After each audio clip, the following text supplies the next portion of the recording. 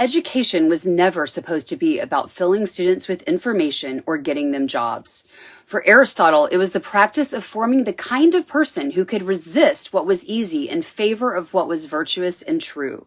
And this began with self-control, the capacity to govern your appetites, your impulses, and your attention.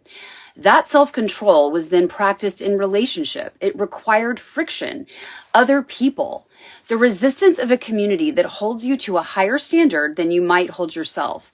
You only become courageous by doing courageous things in front of people who expect courage from you. You become just by living inside institutions that demand justice. The self isn't formed in isolation. It is formed in encounter with others.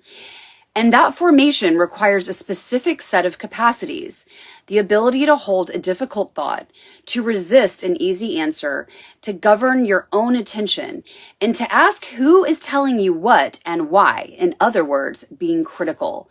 A person who cannot govern their own attention cannot govern anything, not themselves, not their relationships, and certainly not a democracy.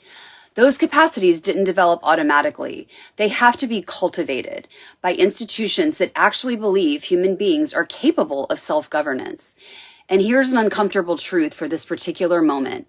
There have always been people who understood that a truly educated citizenry, critical, self-possessed, philosophically grounded, is inconvenient, hard to manipulate. Du Bois, who I mentioned in my previous video, watched a version of this happen in plain sight. He was fighting against teaching function without freedom, teaching capability without granting power. Now, look at what the major tech platforms have known internally for years. These products are the most profitable when users cannot disengage, when the scroll is compulsive, when our attention is not ours to govern, but theirs to sell. A child raised inside that system is not prepared for citizenship. They're being prepared for consumption, to be constant consumers in an irresistible loop. So ask yourself, who benefits from a generation that is anxious, distracted, dopamine dependent, and trained to scroll rather than to think? Who benefits from schools that measure everything except wisdom, judgment, and the capacity for civic life? That question, the ability to even hold it, to look at power and ask why, is exactly what a real education is supposed to give you.